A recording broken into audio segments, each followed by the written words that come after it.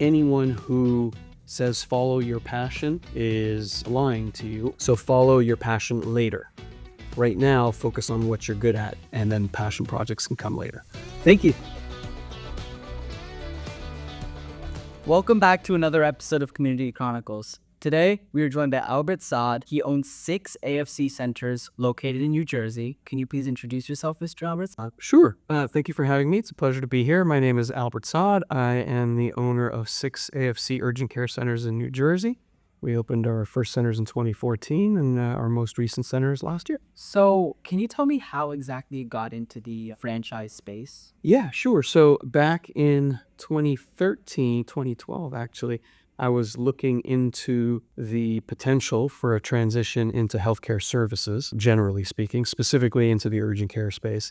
Was doing a lot of due diligence on the business model itself to try and wrap my head around the structure, the pros, the cons, the competitive landscape, supply and demand, the financials, all of it, the operating model, and realized there was that proverbial fork in the road whereby I could either go at it myself without prior experience because I hadn't been an entrepreneur in that space, pursue a franchise model whereby you get the benefit of a roadmap, a business plan, vendor relationships, marketing materials, a network of other owners with whom you could liaise, policies, procedures, best practices, protocols, etc., which would have mitigated or has mitigated the downside in exchange for obviously a royalty fee that's paid to franchisor for that relationship, which to a certain extent truncates the upside, but ensures in baseball parlance that you're not swinging for the fences and running the risk of a strikeout. And so when I kind of looked at the pros and cons of both in that context, I figured I'd rather, given that there is enough risk inherent in what I was doing already, I'd rather not take on incremental risk and go with the franchise model in an effort to facilitate that transition. So, would you say that based on this risk model, did this give you kind of like, did the AFC brand name really give you a strong place in the market as maybe more reliable than other, like maybe a more newer system? Yeah, that's a good question. So brand names and franchising sort of need size and scale in order to have impact on consumers, right? Everyone knows about Dunkin' Donuts and McDonald's, et cetera, in the fast food world. And so if you and I were to open a Dunkin' Donuts tomorrow morning, consumers probably wouldn't come because of the two of us. They would come because of the logo on the front of the building.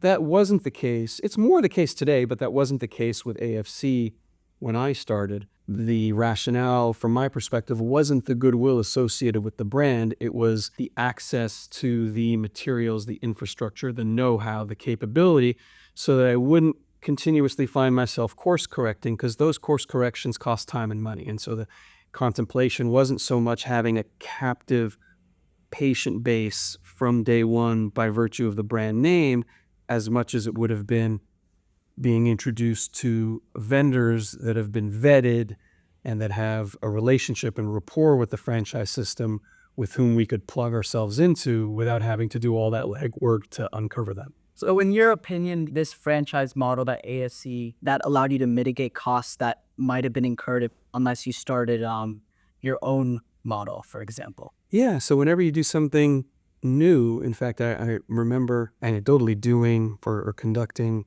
a reference check on our medical director. Our medical director is wonderful. He's been with me since I started.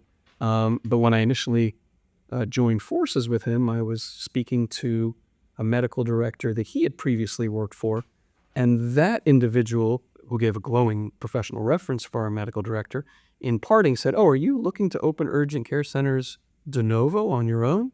And I said, "Yes." And he said, "Without any prior experience?" And I said, "Yes." And he said, "Oh, good luck." And I think it was more his expression of how daunting the task might be if only I knew what I didn't know, right? You sometimes are willing to take the plunge when you don't fully appreciate how difficult something can be. And so that ignorance is bliss to a certain extent. And that was the case for me to a certain extent. Now, you try to conduct appropriate due diligence to mitigate it, but yeah, there's an element of that, no doubt. So would you say for a lot of like young people in business, they have a mentality that success will come, but they don't understand maybe the risk they might be taking on or possible challenges in the future. How have you stayed resilient through this process of maybe going into a business that you haven't been very experienced? That's a good question. So everyone sort of approaches something new by bringing to bear what they think they know based on their past experience, right? So I know a lot of franchisees in the system, and I can tell that while all of us are tasked with worrying about everything, we kind of bite down on what we know or think we know as a foray into the business. And so if you come from a marketing background, you emphasize the marketing aspect of it. If you come from an accounting or finance background, maybe you drill down on the numbers. If you come from an operational background, well, then maybe that's where your focus is at the outset. And that gives you some measure of comfort, and then you meander from there and you grow and you expand. And so what you end up doing is focusing on what you know, asking a lot of questions, right? There's no shame in saying, I don't know X or Y or Z. I'd like to know more, and then looking for people who are thought leaders whose brains you can pick metaphorically. And people like to talk, generally speaking. And so all you got to do is ask. And in a collegial environment, which to a certain extent business can be, even with competitors, there is some collegiality where reasonable amounts of information are shared.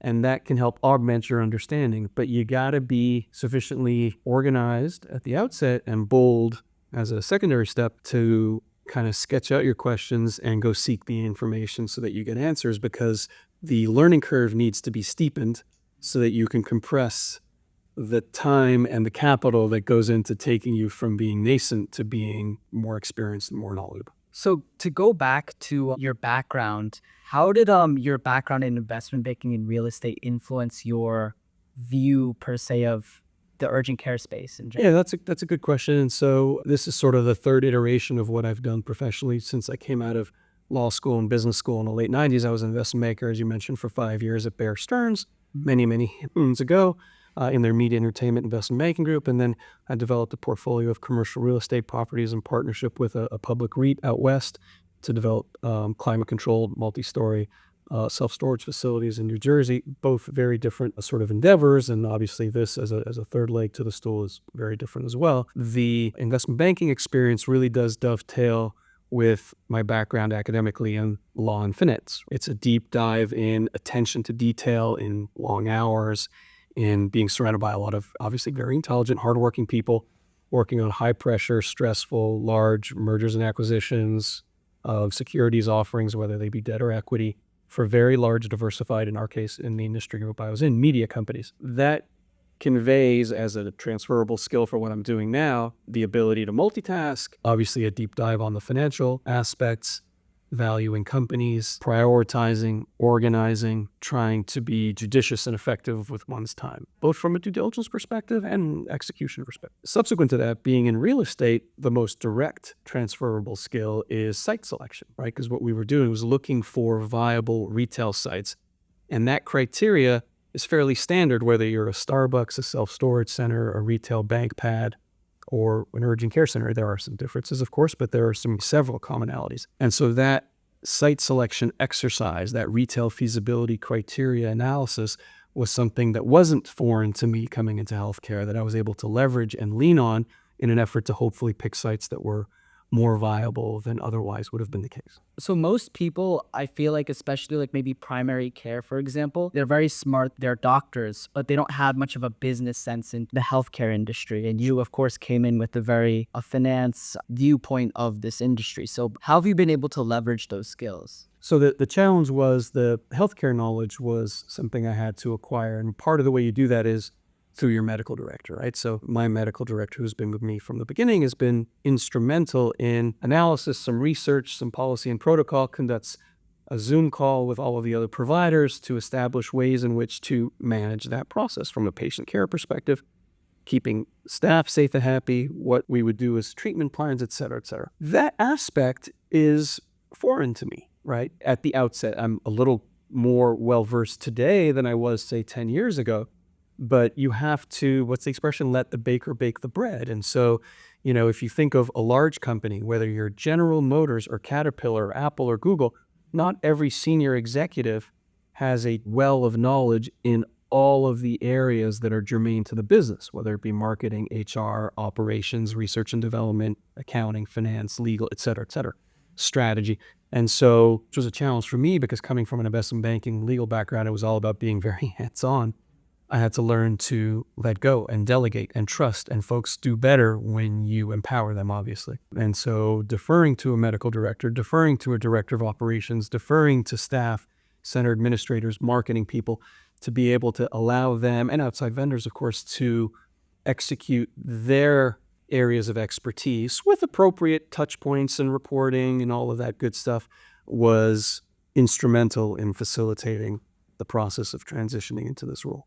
So I think that trust is central for any team. Like, for example, when I have to work on any project, I need to trust other people, of course, that I'm working with. How have you been able to really build a team that you can trust truly? Part of it is the diligence on the way in through an interview process. Obviously, it should involve scratching, metaphorically, beneath the surface in an effort to really gauge the fit and competency for the role that you're looking to hire. But beyond that, assuming that, one goes through a proper process of vetting candidates for a role, so let me backpedal and say, you're either going to make a type 1 or type 2 error if you're not perfect. And so if you're not threading the needle, one might think, in the absence of experience, that it's better to be more hands-on than less hands-on. And I found, maybe with more gray hair over time, that maybe that's not true. Because if you're too hands-on, folks don't occupy the space that they should. They sometimes occupy less space because of the inherent micromanagement associated with being too hands-on. And so I'd rather now, with the benefit of hindsight, make the type 2 error where you're slightly less hands-on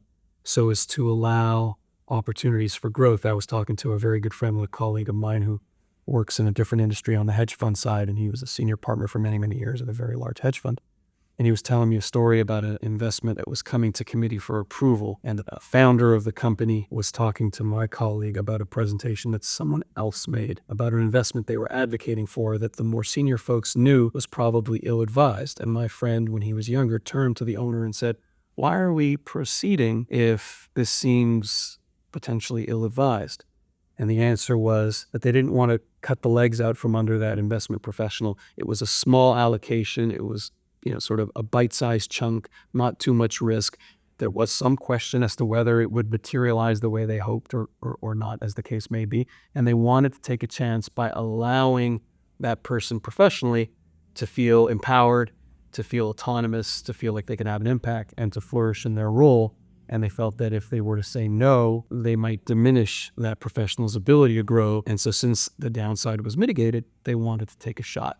And so that's analogous to, I think, how in a very flat organization with a small handful of professionals, we've tried over time to model how we relate in an effort to allow them to occupy the space that's available to them so they don't do the opposite, which is contract, but rather expand. So to reiterate, taking less control in a team will leverage people's talent, and also that'll establish trust within a team as well. I think so. I think that was very well said, and that's what we've been trying to accomplish over time. Correct. So finally, in closing, do you have any advice for any young entrepreneurs out there who feel kind of direction this? So that's a good question. Let me say three things, if that's okay. One is, and it's a quote from, I don't know if you've come across his public intellectual. He's a professor, I believe, at the business school at NYU, Professor Scott Galloway. One of the things he said is, anyone who says follow your passion is lying to you or being intellectually dishonest, because they probably made their billions in iron ore smelting.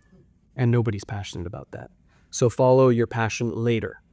Right now, focus on what you're good at in an effort to be as good at it as possible, and then passion projects can come later. So that's one. And that message is, figure out what you're good at, take a deep dive, and commit yourself, right? There's another thing that actually I think he also said, whereby he would pull his students early on, the Stern School of Business. So they're MBAs, they're graduate students, they had jobs, they got undergraduate degrees. And he would ask them two questions. How many of you think you're in the top, let's call it, I can't remember, 5% of, future young professionals? And how many of you are willing to work 80 plus hours a week? And everybody raises their hand to say they think they're the cat's meow. And very few people were committed to the idea of working, whatever the number was, 70, 80, 100 hours a week. And he says those two wires can't have it both ways, right? So the second piece of advice is you got to work really hard. You need to acquire expertise. It takes thousands and thousands of hours to acquire expertise, right? So if you want to be a plastic surgeon that specializes in reconstructive plastics, who's one of a handful of people that people all over the country fly to go see when they're in a pickle, that requires sacrifice. Sacrificing personal relationships, sacrificing balance in your life, and so on and so forth in order to garner that expertise. I really agree with that because like a lot of people these days, sometimes even I feel like I don't follow through on things. Like I make promises to myself, I'm going to start this, but then I just realized like, whoa, this is going to take me so much time and I might not really enjoy what I'm doing. Right, which is why some of the big VC investors have said in the past, and they'll say things like, yeah, we don't actually necessarily look for entrepreneurs with the next best idea because truth be told, a lot of people have a lot of great ideas. Like vision will only get you so far. Vision only gets you so far. They're looking for execution because a lot of people have great ideas. You have to be able to execute on that vision. So the hard work is, sort of pillar number 2 of what I would say. And the third is a little fuzzier. It's life meanders, right? When I was at law school and business school, I figured I would either go to a law firm or an investment bank. And those were the offers I had. And I picked and I went. But over time, life meanders in interesting ways. I ended up in real estate, notwithstanding that I didn't have a background, and then in healthcare services, notwithstanding that I didn't have a background. So I would say you probably don't want to start your career in entrepreneurship at a young age. It's something that you do later when you've acquired skills and relationships that facilitate some sort of a springboard into entrepreneurship, and be open to life meandering, because it certainly does. If you were to pull everyone who was in a first-year associate class at a top investment bank or law firm or consulting firm 10, 20, 30 years later, the odds of them all being in a linear fashion in a more senior role at that organization is very, very low. And they meander, and it's a product of a whole bunch of variables coming together, and that takes time. Like I have a really big interest in finance, so maybe one day I will consider in college going into banking. And I really love entrepreneurship, but of course, like I definitely agree with that. The connections that you establish, even at a young age, like in my year, establishing connections with teachers, they give you really good advice and stuff and in your life in general, not just academic advice. Establishing connections in your life is probably the single most important thing that you can do for yourself, in my opinion. Yeah, there's no doubt. It's a very soft skill, and it's very hard to wrap one's head around, and it can be extremely beneficial. All right, so we're out of time today, but thank you guys so much for tuning into this episode. Peace. Thank you.